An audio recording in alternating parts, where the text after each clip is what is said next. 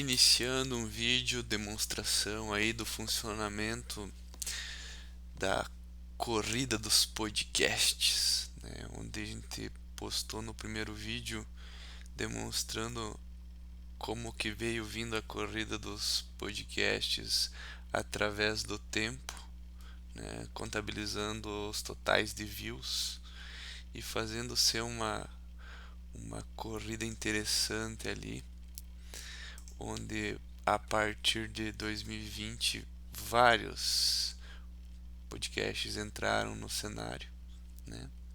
E a gente consegue acompanhar como que foi esse percurso de cada um e as reviravoltas do tempo, mostrando de fato qual que é o maior podcast em relação a views, né? Acho que views é uma boa métrica para demonstrar o quanto um podcast é grande, né?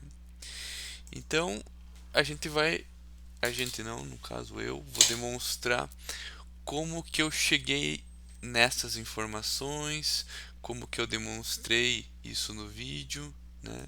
Até algumas interações, por exemplo, nas imagens ali, né? Como que eu fiz essa questão e tal. E vou pedir pro pessoal aí se inscrever no canal aí, quem curtir esse material. Vou procurar estar postando outros vídeos relacionados a informações de análise, né? Acho que o YouTube ele fornece um meio bem bacana para isso. E comecei então demonstrando esse vídeo, vou explicar o funcionamento dele, como cheguei nas informações, as interações todas. E é isso aí. Beleza, vamos seguindo daqui então. Certo. Então, os dados. Da onde que os dados vieram, né? Esses dados que a gente demonstra no vídeo. Então, o Google ele fornece algumas bibliotecas e APIs de comunicação onde qualquer um pode estar acessando, né? E coletando esses dados do YouTube. Vou abrir aqui a API deles, só para você, quem tiver curiosidade, pode acessar, né? E dar uma estudadinha, ver como é que funciona ali. Mas então o próprio Google aí fornece dados tanto de outros serviços, né? Mas nesse caso aqui nós estamos falando do YouTube. Tá. Então, através dessa API de comunicação, a gente faz algumas requisições para Microsoft, para Google, né? E isso até tem um limite ali. Eu nem vou entrar nesses detalhes de limite, mas é tantas requisições por dia que podem ser feitas. Então eu vejo dessas requisições quais que são informações que eu acho interessante, né? Vamos dizer o ID do canal, o título, as thumbnails dele, né? Quantos inscritos ele tem, quantos vídeos ele já postou, essas informações mais relacionadas ao canal. E aqui informações relacionadas aos vídeos, né? Quantidade de visualizações, likes, dislikes, comentários, as informações que vocês acharem interessante e o Google fornecer, vocês utilizam. No caso, eu selecionei essas aqui. Perfeito. Aqui eu criei todas as funções ali para ser ágil mesmo, né? Eu trabalho como analista de BI em algumas empresas, então isso aqui eu faço mais para estudo e porque me interesso muito por isso. E são dados que, como eles são públicos, fica bacana da gente trabalhar e a gente utilizar e fazer alguns cases. Tá, então busquei os dados da API. Onde é que eu armazeno esses dados? Esses dados eu estou armazenando em um banco de dados, né? Com uma estrutura própria para atender o propósito que eu achar mais interessante. Por exemplo, esse aqui a tabela dos canais, né? São informações relacionadas aos canais, o ID e tudo mais. Tem, enquanto eu vou mostrando o vídeo, eu vou deixar rodando a API de extração só para vocês verem o processo acontecendo. Basicamente, por fim, né, eu executo apenas esse cara aqui, e através desse cara ele vai. Ah, ele tem uma mensagem de warning, só deixa eu executar uma coisa antes, que no caso é isso aqui. Ele desabilita um alerta ali. O alerta não está impedindo. Não desabilitou. Tudo bem. Deixei o alerta rolando. Ele traz os dados da mesma forma. Só ele fica acusando isso daqui. Beleza? Então aqui vai a continuar rolando e depois a gente vê se teve informações atualizadas do dia de hoje. Então eu sempre parto do processamento dos dados, né? Todo processamento que eu causo ali, eu tenho uma data dizendo quando ele foi processado. Até por exemplo, se a gente olhar os canais, né?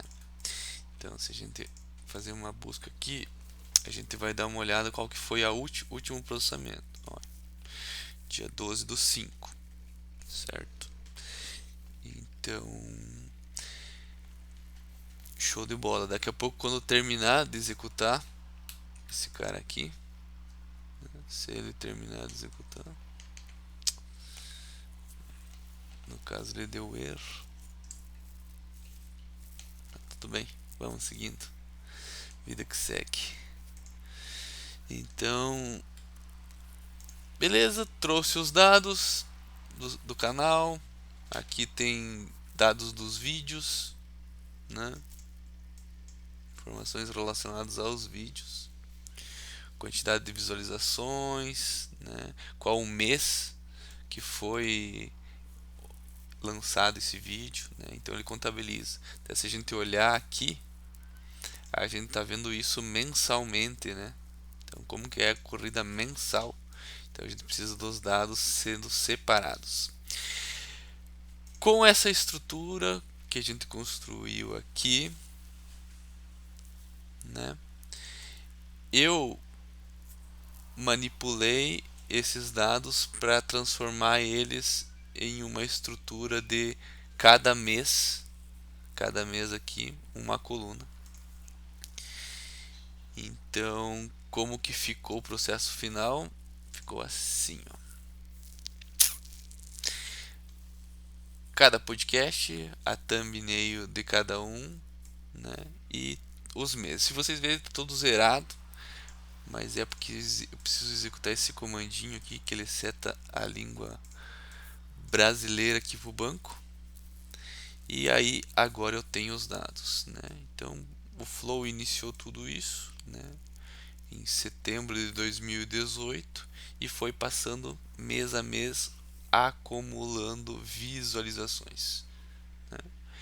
Então aqui, esse script aqui que transformou toda essa estrutura para ficar em forma de coluna e mostrando acumulativamente as visualizações, certo? Após isso, eu exportei esses dados, né, para um Excel, salvei em um arquivo e importei aqui, né? Importando aqui estão os dados, né? E a partir daí eu posso dar play aqui e visualizar como que fica a corrida dos podcasts, né? Interessante, né? Bacana. Tá, e me diga uma coisa, como é que você colocou uma imagem aqui e ela fica rolando? Isso aí foi uma tramóia minha que eu fiz em Python, né? Que olha aqui, eu tenho uma imagem. Por que eu tenho essa imagem? Porque eu tenho a thumbnail do primeiro vídeo do Flow, né? E eu quis fazer uma coisa interativa ali, mostrar todos os flows nesse período que teve, né? de 2018 a 2021 de uma forma que ele fosse dinâmico e eu pudesse demonstrar isso no vídeo. Então, aqui está o primeiro, e esse script aqui,